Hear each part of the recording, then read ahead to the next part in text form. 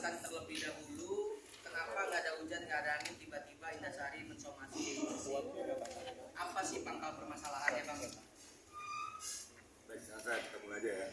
Assalamualaikum warahmatullahi wabarakatuh.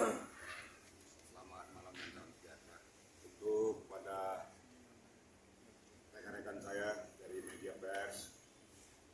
Pada malam hari ini tentu kita melakukan konferensi pers tentang pokok permasalahan yang dihadapi oleh Saudari Indah, yang mana beberapa belakangan terakhir ini terjadi ketidaksesuaian pendapat, katakan ketidaksesuaian pendapat antara kedua belah pihak, dan saling menyudutkan, di mana dinyatakan bahwa Saudara Indah ini seolah-olah menyudutkan atau mendiskreditkan daripada Saudari Dewi Persik. Nah, untuk lebih jelasnya tentu kita gali dulu permasalahannya daripada yang bersangkutan supaya lebih jelas pokok permasalahan.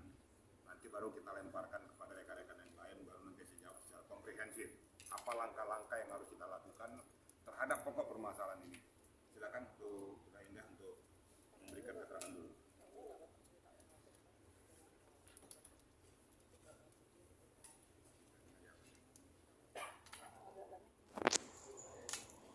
Assalamualaikum warahmatullahi wabarakatuh. Jangan dikit, Pak. Ya.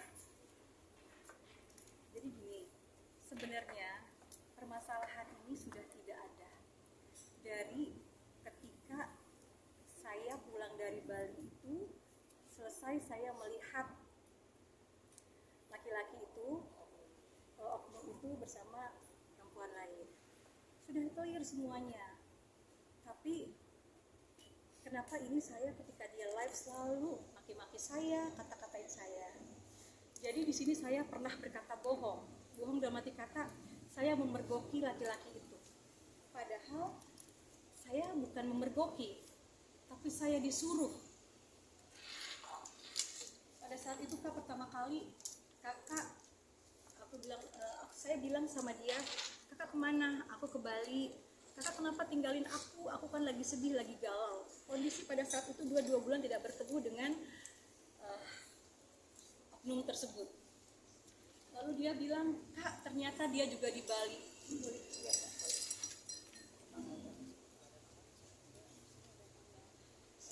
Dia bilang, kakak di Bali. Lalu dia Sherlock lokasi. Dia Sherlock lokasi. Saya tanya, Sherlocknya dari mana? Kenapa dia bisa tahu Sherlock? Karena dia sudah 2 bulan tidak komunikasi dengan oknum tersebut. Dia bilang, ini apa namanya Pak? Cek posisi itu boleh nggak? Pakai alat polisi nggak boleh. Ya. Nggak boleh sembarangan. Tidak bahasa lo. Ya. Cek posisi terakhir aja lah bilang. Ya, dia selalu cek posisi. Dia cek posisi kepada saya. Dia bilang, Kak, tolong cek posisi dia ada di sini. Dia forward ke kita. Dia forward ceknya bahwa ini posisi dia ada di sini. Dia minta tolong. Saya bilang, Dewi, saya ke Bali ini kerja. Saya dibayar sama desainer saya, Kak Kris. Saya diberikan tiket bisnis kelas dan saya dibayar honor saya untuk bekerja, bukan untuk jadi detektif. Saya bilang seperti itu. Lalu dia bilang, Kak, tolongin Kak, demi saya, demi aku Kak. Kata Dewi, demi aku. Terus saya ketemu desainer saya dari Jakarta ke Bali, desainer saya dari Australia ke Bali. Desainer saya bilang, saya bukan pesuruh yang bisa disuruh-suruh untuk ke hotel, karena posisi pertama adalah di hotel Kak. Dia bilang, ini Kak di hotel. Ya, ini di daerah hotel, ini Kak, kata dia gitu. Dia bilang, ngapain kita nungguin orang di hotel? Itu kata desainer saya. Lalu setelah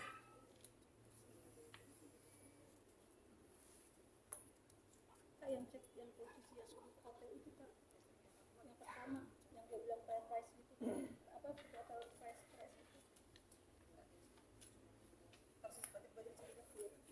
Ya pokoknya intinya dia Sherlock kepada saya.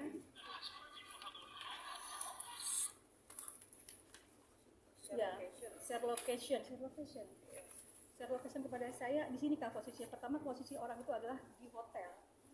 Terus dia nangis sama saya, Kak ternyata dia sudah 5 hari di hotel di Bali maksudnya. Terus saya bilang, Wi mohon maaf, ini kita langsung ke villa karena aku mau kerja, aku mau live streaming karena saya bekerja dibayar sama desainer saya. Kakak tolongin ya. Pertama saya nggak bisa nolongin dia untuk saya cek lokasi di hotel.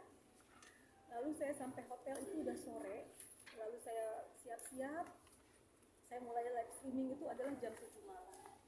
Saya live streaming jam 7 malam, lalu dia terus teleponin saya, Kak posisinya masih di hotel ini, kata dia seperti itu.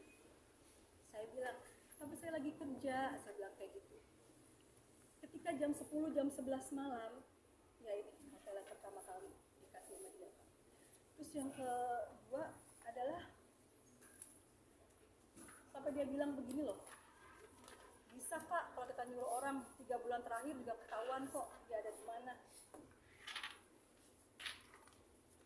Dan Sherlock yang kedua, dia jam 11 malam, saya masih live streaming. Karena biasanya saya live streaming itu selesai jam 2 pagi atau jam 3 pagi. Dia terus teleponin saya Pak, dia miss call saya berkali-kali. Terus dia telepon, mungkin kalau di live streaming Kak Kris desainer saya Daud Christian masih ada, saya ada bicara sama Kak Kris, Kak ini sudah jam 12 lewat, Dewi Sherlock dari tadi dari jam 11, kasihan Kak, tidak kita kerja. Saya bilang, Kak kasihan Dewi itu lagi kangen sama pacarnya. Dia lagi kangen sama pacarnya, dia mau tahu pacarnya itu posisinya di situ dengan siapa gitu. Tetap tidak mau desainer saya, kita lanjut kerja. Akhirnya karena Dewi telepon terus, saya berangkat dari hotel saya menuju ke lokasi itu sekitar jam 12:30 lewat Pak. 12:30 lewat saya berangkat ke lokasi itu, ternyata itu di salah satu kafe di daerah Seminyak. Boleh disebutin nama kafenya nggak usah? Di daerah Seminyak di situ. Terus saya jujur aja, saya paling anti ke diskotik kalau tidak ada acara atau teman saya ulang tahun. Saya tidak pernah ke tempat-tempat seperti itu, teman saya tidak suka. Desainer saya bilang, di lantai 1 nggak ada, di lantai 2 saya disuruh ke toilet. Lo di toilet aja. Iya Kak. Kalau di toilet kan ada WA saya sama perempuan itu, Kakak di mana? Aku di toilet, lagi dicari. Karena desainer saya memang kenal sama laki-laki ini. Desainer saya itu sahabatnya Tessa Kauna. Jadi sahabat saya itu tahu benar siapa laki-laki ini. Karena dia bersahabat dengan Kak Tessa Kauna. Lalu dia bukan kenal lagi karena mereka sering kongko zaman dahulu kala. Jadi dia tahu banget mukanya gitu. Terus dia tuh WA saya lagi di toilet, nggak ada dah orangnya. Nah, kita naik ke lantai 3. Naik ke lantai 3 pun sama Pak, saya pun ke toilet. Saya tunggu di toilet, Kak Kris cari dia, tidak ada dah. Nah, kita turun. Ketika turun dari tangga dari lantai 3 mau ke lantai 2, kenapa Kak Kris itu senggolan? Karena itu kan tangganya nggak begitu. Kak Kris itu senggolan sama dia. Aku kaget, aku belum lihat mukanya. Kak Kris bilang dia naik dengan perempuan, naik ketawa-ketawa dengan perempuan, aku turun posisinya. Kak Kris senggolan, aku cuma bilang iya, kata Kak Kris. Dan itulah memang yang saya takutkan karena saya tahu siapa dia kayak gitu. Aku nangis karena aku tuh merasa selama 2 bulan itu aku nemenin perempuan ini di rumah. Dia dengan dia kangen, dia sedih seperti itu. Aku nangis sama Kak Kris, aku telepon juga perempuan ini. Kita nangis bersama-sama. Kak beneran Kak, demi Allah. Akhirnya Kak Kris bilang demi Allah nih, karena kita papasan nggak mungkin dong saya foto dia. Kak Kris Kris nggak mau lagi ke atas, saya naik ke atas. Ketika saya naik ke atas, di sana ada pintu kaca, saya di sini, dia di sana, dia sedang berjoget, berpelukan dengan seorang perempuan. Menurut saya dia berpelukan dengan siapapun itu, mau itu kawannya, mau itu, saya tidak mau bicara selingkuhannya atau apapun itu, pokoknya dengan perempuan. Saya kaget dan shock. Dia lihat saya lihat dia kabur, saya masuk ke dalam, perempuannya pun kabur. Saya kan ngejarnya ke laki-lakinya. Laki-lakinya kabur ke sana, perempuannya kabur ke sana, saya kejar si laki-lakinya, saya salah, mungkin harusnya kejar perempuan. Kalau saya kejar perempuannya nanti juga dia akan mengelak juga. Yang dipertanyakan adalah mana buktinya, mana fotonya, seperti itu. Saya sempat memoto laki-laki itu yang sedang dia lagi kayak lagi menghindar berlari, tapi hanya laki-lakinya saja, seperti itu. Karena saya tidak tahu lagi perempuan itu beradanya di mana, saya keluar. Karena Kak Kris sudah menunggu saya, dia bilang, Indah keluar, jangan bikin onar di sini, karena dia tahu, Kak Kris itu tahu kalau aku tuh kan lagi posisinya nangis yang kayak histeris karena shock banget, karena perempuannya ini setia dalam arti kata, saya pun tidak pernah menjelek-jelekan laki-laki ini.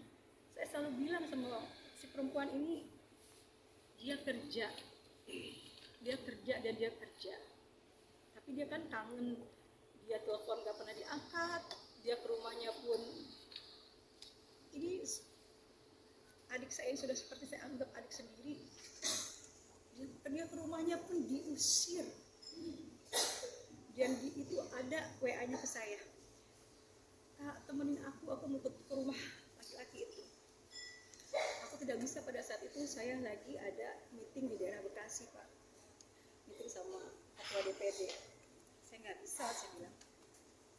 Lalu dia pergi ke rumahnya, ke rumah laki-laki itu, terus dia menangis. Saya pun ikut menangis, Kak aku diusir, suruh pergi. Aku salah apa Kak? Karena kita tidak ada kata-kata putus seperti itu. Saya bilang, Kakak tolong Kakak ke rumah aku. Jadi semua ada di sini Kak. Kakak ke rumah aku.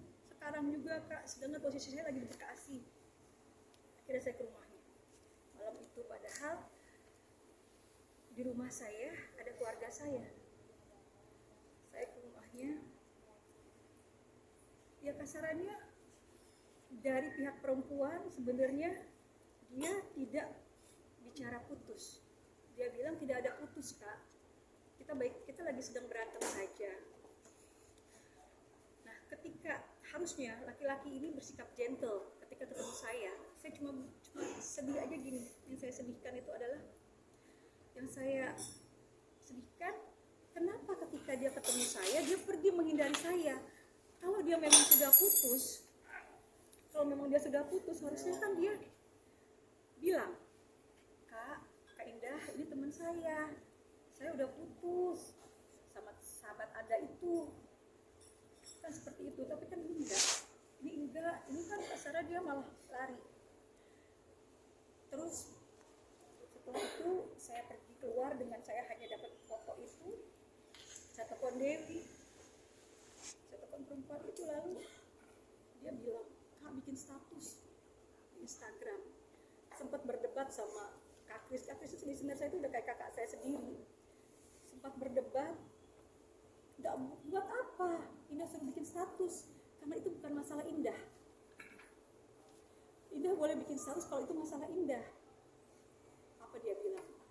Kak Kris yang bikin status Indah, Kak Indah bukan Kak Kris. Kenapa Kak Kris yang marah-marah? Kenapa Kak Kris nggak boleh? So, aku bikinlah status. Kak Kris bilang, kau bodoh Indah. Kau sarjana hukum, kau orang pintar, kau orang kaya, tapi kau bodoh. Saya dikata-katain sama desainer saya. Di situ saya berantem sama desainer saya. Aku dikata-katain, Bang, kau bodoh Indah. Mereka orang bercinta. Sekarang kau bikin status, nanti mereka kembali bersatu, kau yang dihajar sama mereka. Aku nangis sama Kak Kris. Kak, nggak mungkin aku bilang tidak, karena aku sayang banget sama Dewi, aku kasihan sama Dewi. aku hanya bikin status tentang foto dia yang madep ke belakang. Ini laki-laki yang kurang ajar, kasarnya seperti itu, saya bicara gitu memang. Lalu pada saat itu ada manajer Dinar Fendi WA aku, Kak itu beneran sayang. Dia bikin status juga, aku repost statusnya orang itu. Akhirnya perempuan itu bilang, ya bagus Kak, bagus. Ketika aku bikin status aku bilang bagus, tapi dengan kondisi aku di maki-maki sama desainer aku. Sepanjang perjalanan aku dimaki-maki. Terus aku bilang, Wi, ini kalau aku bikin status nanti ada wartawan, Wi, nanti aku bilang apa? Mungkin aku bilang no komen ya, Wi. Apa Dewi bilang, jangan dong Kak. Dan sini juga ada Kak kata-kata yang jangan dong Kak. Yang gitu Kak, yang aku bilang jangan dong Kak, katanya gitu. Jangan dong Kak, Kakak bilang saja apa yang Kakak lihat. Seperti itu. Aku tambah dimaki-maki sama desainer aku sampai aku ke rumah, sampai aku ke villa. Itu posisi sampai villa aku di jam 4 pagi dan aku benar-benar nggak tidur sampai aku pulang pesawat sore. Lalu di hotel saya habis dimarahin dan mereka kata karena desainer saya itu kayak kakak saya sendiri, kita sama-sama orang Medan. Dia juga sayang banget sama aku. Udah, aku dinasihatin, kenapa kau melakukan kebodohan?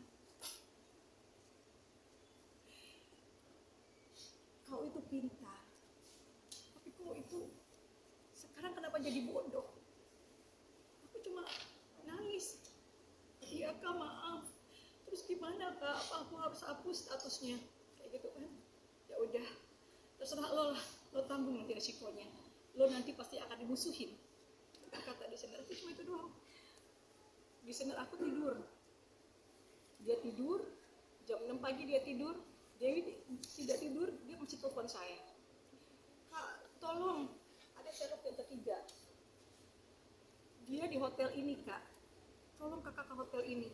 Saya belum tidur, kondisinya dari tengah malam sampai ke pagi.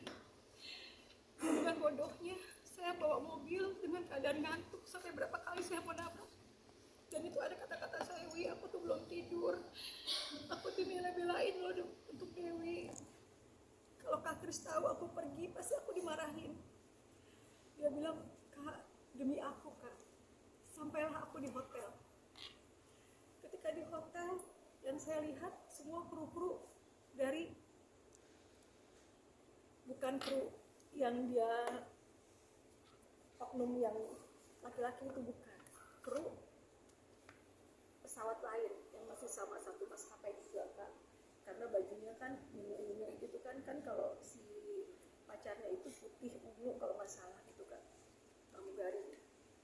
Saya fotoin sama dia. Aku ngantuk banget tuh dan aku pusing gitu karena aku belum tidur. Jam 8 aku sampai di lokasi itu. Jam 7 atau jam 8 aku fotoin. Ketika saya ada di situ, laki-laki itu WA saya. Betapa sakitnya saya dibilang sama dia adalah, ngapain lo ngikutin gue? Ngapain mau pansos? Sakit banget saya langsung telepon Dewi. Sayang, aku dikata-katain. Biarin aja Kak, kalau perlu kakak temuin dia, kakak maki-maki di depan anak buahnya biar dia malu sekalian.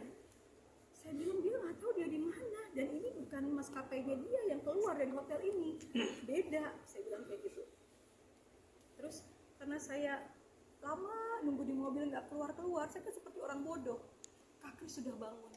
Sampai saya menunggu selama itu Kak Kris bangun. Dia telepon saya, di mana Anda? Di hotel Kak. Di hotel siapa? Di hotel yang dikasih location-nya sama dia. Indah, kebodohan apalagi Indah? Ya Allah ya Tuhan, Indah. Pulang Indah, cepet pulang. Saya pulanglah ke villa saya. Dengan saya bilang sama perempuan itu, aku harus pulang. Karena aku nggak mungkin menunggu di hotel, nggak tahu mereka keluarnya kapan. Karena aku posisinya belum tidur dan aku ngantuk sekali gitu. Aku pulang. So, aku bilang pesawat aku sore dan aku ini nggak bisa tidur dan memang aku nggak bisa tidur dan aku dimaki-maki sama laki-laki itu. Kayaknya mendingan dikasih lihat handphone aja kali Kak. Oh ya, laki-laki itu bilang bilang sama temen kamu, saya bukan pacar dia, saya bukan suami orang, saya bebas sekarang, saya mau ngapain saja itu urusan saya, dan kamu jangan ikut campur urusan saya. Emosi saya meluap-luap karena apa?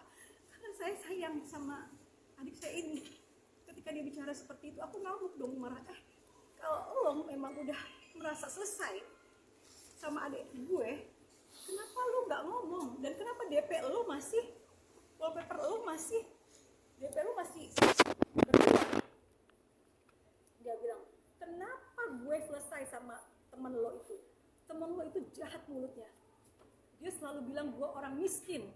Itu yang gue nggak bisa terima. Seperti itu saya bilang. Dan gue udah putusin dia, dan kita udah putus dari bulan September. Akhirnya aku telepon lagi sama perempuan ini. Sayang, katanya dia udah putus. Gak ada kak, kita gak ada putus, gak ada kata-kata putus. Kita hanya berantem biasa.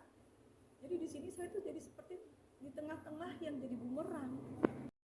Saya begini, dan saya di posisi yang pada saat itu yang bingung. Di satu pihak laki-laki ini berbuat zolim sama orang yang sudah saya anggap adik saya gitu. Terus saya bilang sama Dewi, ini infotainment udah mulai telepon, saya pulang sore. Yaudah kakak, itu aja janjian di bandara, kakak ngomong aja yang sesungguhnya, ngomong apa yang kakak lihat. Gak apa-apa kak, emang dia kurang ajar kok, saya sakit hati sama dia gitu kan. Terus ketika aku sampai di bandara, ya aku ngomong seperti yang saya lihat kemarin, tapi kan sekali lagi saya tuh posisinya adalah disuruh. Itulah kebodohan saya. Dan seperti desainer saya bilang, sekolahmu tinggi, kamu orang pintar, tapi kamu bodoh. Dan dia pergi jalan duluan. Aku cuma nangis, kakak kenapa ngomong kayak gitu? Ya, kamu bodoh. Aku cuma dibilang bodoh. Selalu kata-kata itu kenapa? Kenapa mau disuruh seperti seorang kacung? Sampai aktris desain saya ngomong kayak gini, Pak.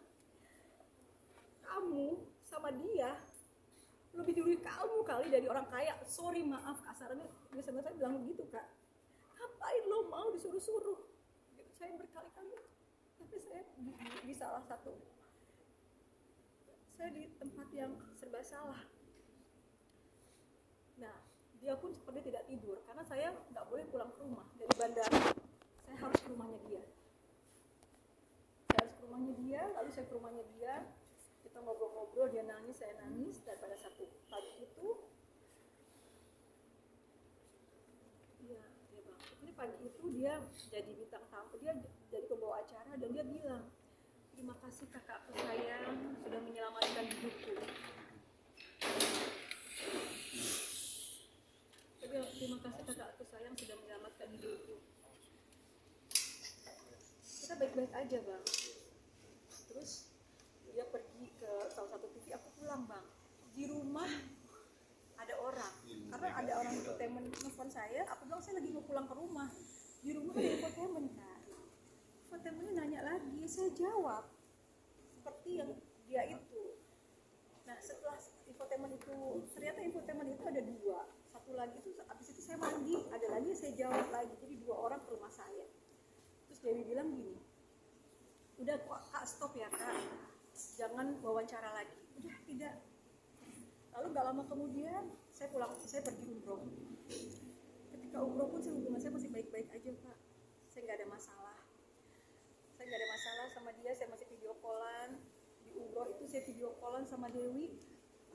Dan Dewi ketawa, dia bilang kakak saya sudah move on. Seneng banget rasanya.